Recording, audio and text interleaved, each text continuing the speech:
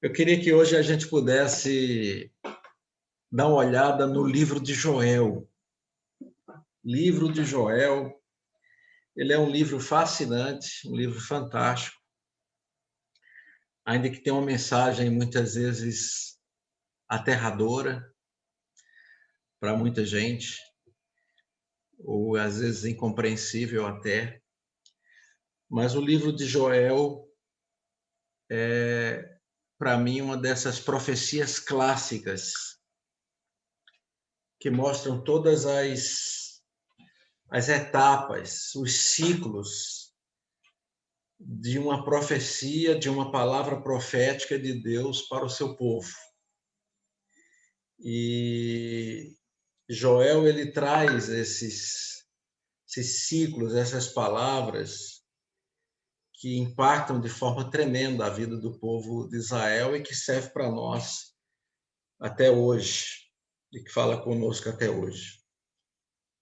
Eu quero ler só o início, e depois eu peço que vocês fiquem com suas Bíblias abertas, porque aí a gente vai dar uma pincelada no livro como um todo. Mas Joel, no capítulo 1, diz assim: a palavra do Senhor que veio a Joel, filho de Petuel, é a única coisa que fala da família dele, quem era o pai. Ouçam isto, anciãos. Escutem todos os habitantes do país. Já aconteceu algo assim nos seus dias? Ou nos dias dos seus antepassados? Contem aos seus filhos o que aconteceu, e eles aos seus netos, e os seus netos à geração seguinte. O que o gafanhoto cortador deixou, o gafanhoto peregrino comeu. O que o gafanhoto peregrino deixou, o gafanhoto devastador comeu. O que o gafanhoto devastador deixou, o gafanhoto devorador comeu. Acordem bêbados e chorem. Lamentem-se todos vocês, bebedores de vinho. Gritem por causa do vinho novo, pois ele foi tirado dos seus lábios. Uma nação poderosa e inumerável invadiu a minha terra. Seus dentes são dentes de leão, suas presas são de leoa. Arrasou as minhas videiras, arruinou as minhas figueiras, arrancou-lhes a casca, derrubou-as, deixando brancos os seus galhos. Planteiem como a virgem em vestes de luto que se lamenta pelo noivo da sua mocidade. As ofertas de cereal e as ofertas derramadas foram eliminadas do templo do Senhor. Os sacerdotes que ministram diante do Senhor estão de luto, os campos estão arruinados, a terra está seca, o trigo está destruído, o vinho novo acabou, o azeite está em falta. Desesperem-se agricultores, chorem produtores de vinho, fiquem aflitos pelo trigo e pela cevada, porque a colheita foi destruída, a vinha está seca e a figueira murchou. A romanceira, a palmeira, a macieira e todas as árvores do campo secaram. Secou-se mais ainda a alegria dos homens. Até aqui, depois a gente continua. É um cenário catastrófico, o cenário que Joel descreve. O cenário de uma praga de gafanhotos, que ele diz que eram 4 tipos de gafanhotos: o cortador, o peregrino, o devastador e o devorador. 4 tipos de gafanhotos que vieram como uma praga. Nós sabemos, recentemente houve uma praga dessas na Argentina, passou pelo Paraguai, estava a caminho do Brasil e o pessoal já estava preparando os aviões para combater essa praga, porque uma praga de gafanhoto, quando ela chega e onde ela chega, no campo ela devasta tudo. Ela não deixa sobrar nada. E aqui Joel retrata muito bem como os campos ficaram arruinados. A terra simplesmente ficou sem nada. A Bíblia nos diz que, no verso 17, as sementes ficaram murchas debaixo dos torrões de terra, os celeiros ficaram em ruínas, os depósitos de cereal foram derrubados, a colheita se perdeu e o gado muge, as manadas andam agitadas porque não têm pasto, até os rebanhos de ovelhas estão sendo castigados. E aí ele diz: a ti, Senhor, clamo, porque aí veio o fogo devorou as pastagens, as chamas consumiram todas as árvores do campo, e até os animais do campo clamam a ti, pois os canais de água se secaram e o fogo devorou as pastagens. Ou seja, realmente catástrofe em cima de catástrofe. Ou seja, os gafanhotos, eles devoram tudo e depois vem seca, não tem água, vem o fogo, consome o resto que tinha, ou seja, catástrofe total, absoluta. E os profetas, Deus sempre levanta os profetas em tempos de catástrofe. Deus sempre levanta os profetas em tempos de pandemia, em tempos de epidemias, em tempos de situações tristes, arrasadoras. E Deus levanta Joel para esse período. E Joel vem para o povo e vem com uma palavra. Porque as catástrofes, em geral, o que elas revelam é a situação espiritual e moral das pessoas. Algo que, muitas vezes, na rotina do dia a dia, quando está tudo bem, está tudo calmo, nada é revelado. As coisas estão, vamos assim dizer, por debaixo dos panos, por debaixo dos tapetes. A vida está sendo corrida e vivida do seu jeito. As pessoas, na verdade, elas estão lá vivendo suas vidas tranquilas, estão vivendo. É igual a música que diz lá, deixa a vida me levar, a vida leva eu, né, do Zeca Pagodinho, e a vida vai levando, e eu vou vivendo a vida, e assim acontece. Até que vêm as catástrofes. As catástrofes, elas trazem despertamento. Muitas vezes elas trazem murmuração, porque sempre vem a pergunta, Deus, por que eu perdi tudo? Por que eu estou passando por isso? Por que isso está acontecendo com a minha vida? As catástrofes trazem murmuração, trazem lamento, trazem choro, trazem tristeza, mas a catástrofe revela também a vida espiritual. E aí vem o profeta e põe como que o dedo na ferida. E aí ele diz no versículo 13 do capítulo 1 aí de Joel, ponham vestes de luto aos sacerdotes e pranteiem, chorem alto, vocês que ministram perante o altar, venham, passem a noite vestidos de luto, vocês que ministram perante o meu Deus, pois as ofertas de cereal e as ofertas derramadas foram suprimidas do templo do seu Deus. Decretem um jejum santo, convoquem uma assembleia sagrada, reúnam as autoridades, todos os habitantes do país, no templo do Senhor, o seu Deus, e clamem ao Senhor. Sim, porque o dia do Senhor está próximo. E aí ele traz uma mensagem que era muito forte entre os profetas, sempre foi, que era a mensagem do dia do Senhor, que vai ter um dia de julgamento, em que Deus vai julgar todas as pessoas. Ele diz, o dia do Senhor está próximo, verso 15, vai ser uma destruição poderosa da parte do Senhor, ele vai vir, e aí ele vai realmente julgar a todos. Então ele traz uma mensagem de juízo, uma mensagem de arrependimento para o povo. E aí no capítulo 2 de Joel, é toda essa palavra sobre esse dia do Senhor. O dia do Senhor está chegando, toquem a trombeta em Sião, deem o alarme no monte do Senhor, os dias de trevas, dias de escuridão, dias de nuvem, dias de negridão. E às vezes o que acontece em situações de catástrofe, as pessoas começam a ouvir muitas pessoas que também são os profetas da catástrofe, né? Porque tem os dois lados, tem a profecia verdadeira, mas também tem as profetadas. Nos tempos de catástrofe, ou de miséria, ou de situações de pandemias, como a que nós vivemos, vem também os profetas, os falsos profetas, muitas vezes com aquelas palavras também, às vezes, apenas de destruição. Ah, Deus vai destruir, Deus vai acabar com tudo. Mas toda palavra, lembre-se bem disso, toda palavra de juízo que Deus traz, ele traz sempre junto uma palavra de arrependimento, mas também uma palavra de esperança.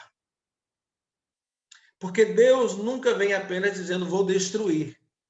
Deus nunca vem apenas dizendo, vou acabar com tudo. Deus sempre também traz uma palavra de esperança, como daqui a pouco eu vou chegar. Mas Joel, então, esse profeta que vem e traz essa palavra de arrependimento. Vocês precisam de se arrepender, vai haver o dia do juízo. Aí no verso 12 do capítulo 2, ele diz: agora, porém, declara o Senhor, voltem-se para mim de todo o coração, com jejum, lamento, pranto, rasguem o coração e não as vestes. É tempo de rasgar o coração. Volte-se para o Senhor. Volte-se de todo o coração para o seu Deus, pois ele, aí Joel faz uma das declarações mais bonitas sobre quem é Deus. Olha o que é que ele diz sobre quem é Deus no verso 13. Pois Deus é misericordioso e compassivo. Deus não é só justiça. Deus é misericordioso e compassivo. Ele é muito paciente. Ele é cheio de amor. Ele arrepende-se e não envia a desgraça. Engraçado que essa é a mesma palavra que Jonas fala para Deus, quando Deus decide não destruir Nínive. São as palavras que Jonas usa. Talvez ele volte atrás, arrependa-se e ao passar, deixe uma bênção. Deus pode deixar uma bênção com vocês, povo de Israel. Toquem a trombeta, convoquem uma assembleia. Aqui de novo ele convoca uma assembleia e eles chorem e orem, verso 17. Chorem e orem, ó sacerdotes, e clamem, poupa o teu povo, Senhor. Não faças da tua herança objeto de zombaria e de chacota entre as nações, porque se haveria de dizer entre os povos, onde está o Deus deles? Então, a palavra de Joel é para a liderança, é para os líderes, é para o povo, e é uma palavra de arrependimento. Se arrependam, rasguem o coração, porque Deus é misericordioso, Deus ele é bondoso, Deus ele é esse Deus compassivo, paciente, cheio de amor. Ele não quer trazer a desgraça, ele não quer enviar desgraça, ele não quer punir, ele não quer castigar. E aí Joel clama e pede ao povo para orar. E aí eu me lembro muito bem de 2 Crônicas 7,14, se o meu povo que se chama pelo meu nome, porque era uma promessa de Deus que quando houvesse catástrofe, que quando o povo tivesse em situação muito difícil, muito complicada, o povo orasse. E aí Deus diz lá, se o meu povo que se chama pelo meu nome se humilhar e orar e me buscar, e se arrepender dos seus maus caminhos, então ouvirei dos céus, perdoarei os seus pecados e sararei a sua terra. Era uma promessa para todos os israelitas, aonde eles vivessem, aonde eles estivessem, espalhados pelo mundo. E aí essa palavra se cumpre, porque eles oram e Deus ouve. E aí a Bíblia nos diz no verso 18 do capítulo 2, que Deus mostra zelo e tem piedade do seu povo. Ele teve piedade. E Deus respondeu ao seu povo, estou lhes enviando trigo, vinho novo, azeite bastante para satisfazê-los plenamente. Nunca mais farei de vocês objeto de zombaria entre as nações. E aí Deus traz promessas grandiosas. Deus diz claramente para o povo de Israel e para a terra como um todo. Deus fala no verso 21, não tenha medo, ó terra, regozije, se alegre, se o Senhor tem feito coisas grandiosas. Deus fala até para os animais, olha que interessante, verso 22, não tenham medo, animais do campo, pois as pastagens estão ficando verdes, as árvores estão dando seus frutos, a figueira e a videira estão carregadas. Ó povo de Sião, alegre-se, regozije-se no Senhor seu Deus, pois ele lhes dá chuvas de outono, conforme a sua justiça, ele lhes envia muitas chuvas, as de outono, as de primavera, como antes fazia. Então, a promessa de Deus é que vai reverdecer tudo, que vai trazer chuva, que haverá de novo trigo, os tonéis, verso 24, transbordarão de vinho novo, de azeite, vou compensá-los pelos anos de colheitas. Olha o que é que diz no verso 25, a promessa de Deus. Vou recompensá-los pelos anos de colheitas que os gafanhotos destruíram, gafanhoto peregrino, devastador, devorador, o cortador, o meu grande exército que enviei contra vocês. E aí Deus confirma que a praga de gafanhotos foi enviada por ele. Vocês comerão até ficarem satisfeitos e louvarão o nome do Senhor, seu Deus, que faz maravilhas em favor de vocês, e nunca mais o meu povo será humilhado. Então vocês saberão, verso 27 do capítulo 2, que eu estou no meio de Israel, eu sou o Senhor, o seu Deus, e não há nenhum outro, e nunca mais o meu povo será humilhado. Lembrem-se disso, gente. Toda palavra profética de Deus não é só julgamento, é palavra de esperança também. Deus sempre traz palavra de esperança. Deus pode trazer o julgamento, como ele trouxe, ele confirma isso, foi ele quem enviou os gafanhotos, para que o povo se humilhasse, o povo se arrependesse, o povo buscasse a Deus. Aí Deus diz, olha, eu vou restaurar tudo.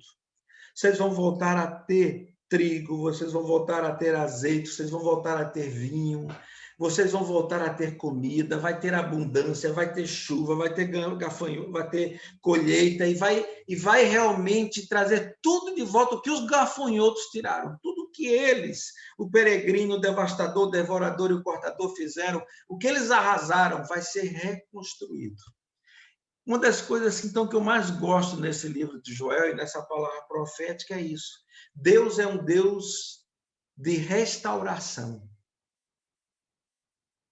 Deus é um Deus que restaura quando o seu povo se arrepende. E Deus diz isso de forma clara, vocês são os meus filhos.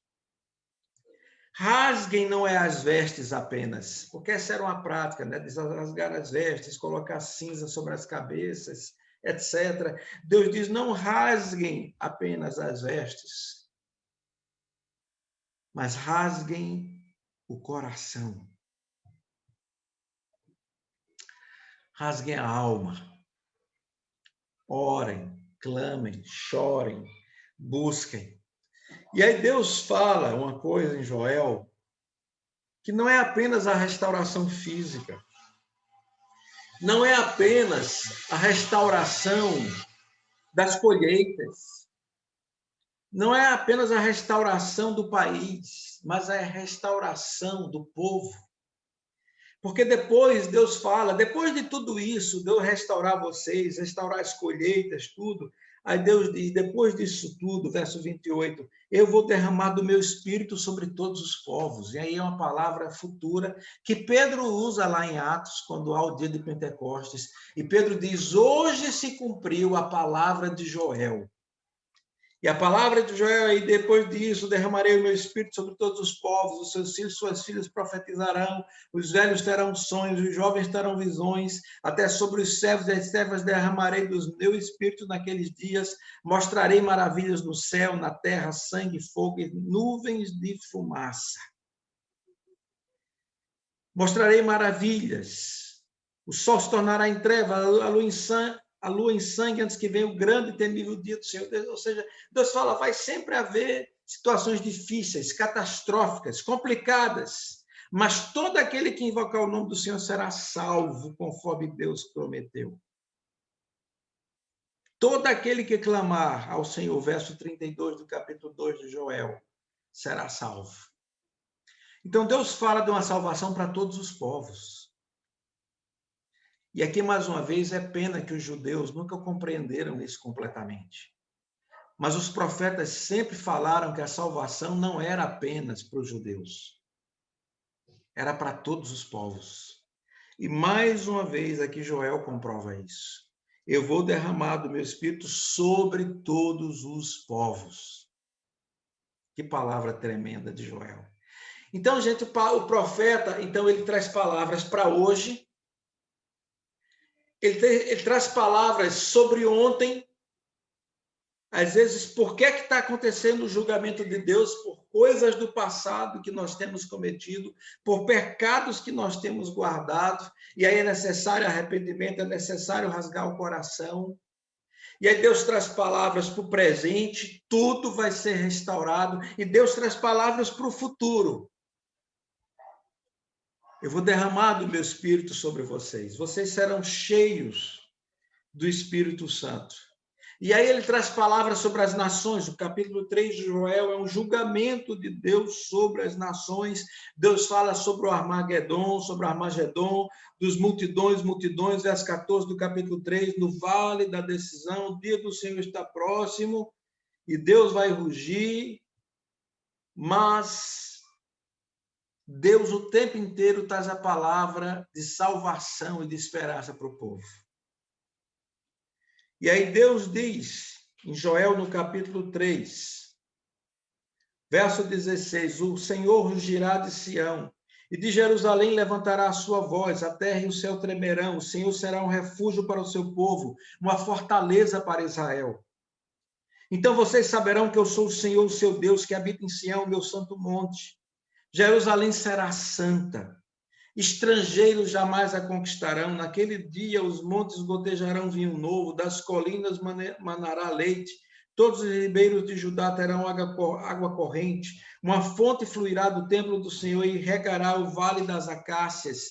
Mas o Egito ficará desolado, Edom será um deserto arrasado, por causa da violência feita ao povo de Judá, em cuja terra derramaram sangue inocente.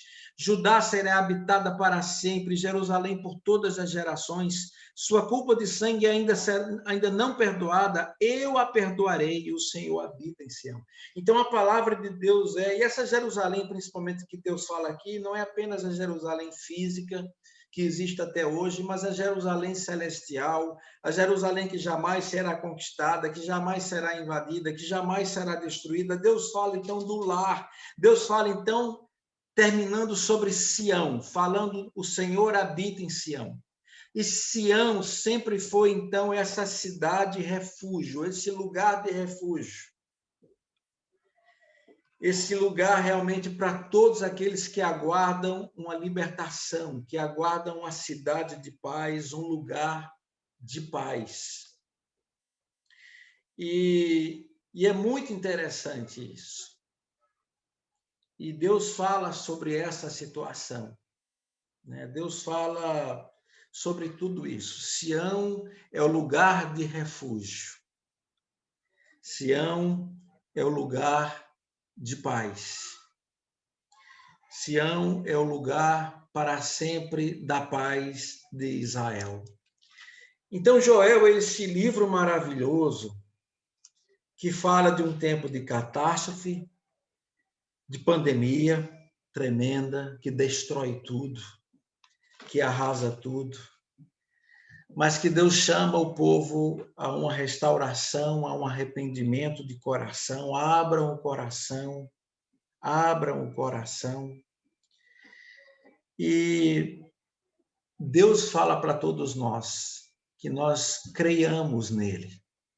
Eu gosto muito também do verso 10 do capítulo 3, quando há uma palavra que Deus fala que aqueles que estão lá, estão muitas vezes andando nessas situações, digo fraco, eu sou forte. Diga o fraco, eu sou forte. Não é que ele é forte nele. Eu sempre me lembro das palavras de Paulo. Quando eu sou fraco, aí é que eu sou forte. Porque tudo posso naquele que me fortalece. Então, gente, Deus é esse Deus. Eu gosto de olhar muito assim os livros do Velho Testamento como um todo.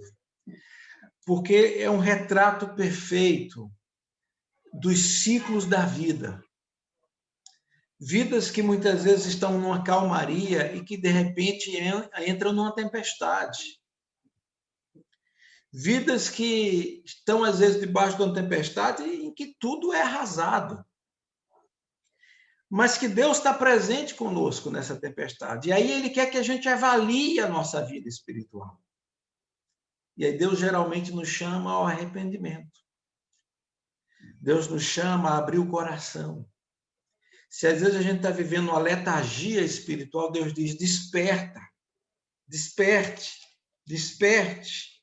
É o que diz o verso 5 do capítulo 1. Acordem bêbados e chorem. Acordem, Deus dá uma espanada, né? Deus agita as pessoas, diz: acordem, acordem da letargia, despertem. Mas eu gosto muito de Joel porque ele traz a palavra de juízo, mas traz a palavra de esperança. Então, Joel é um profeta de juízo, do juízo e da esperança, como todos os profetas. E que Deus nos ajude a continuar crendo de que esse Deus que tem o controle de todas as coisas continua agindo sobre nós e nos usando também para ser profeta na vida das pessoas, para que elas despertem da letargia, mas também, ao mesmo tempo, que elas se arrependam e que se voltem para o Senhor de todo o coração. E que se alegrem. Deus diz claramente: ó povo de Sião, verso capítulo 2, verso 23, alegre-se, regozije-se no Senhor, o seu Deus. A alegria do Senhor, a nossa força é. Que o Senhor nos abençoe. Amém.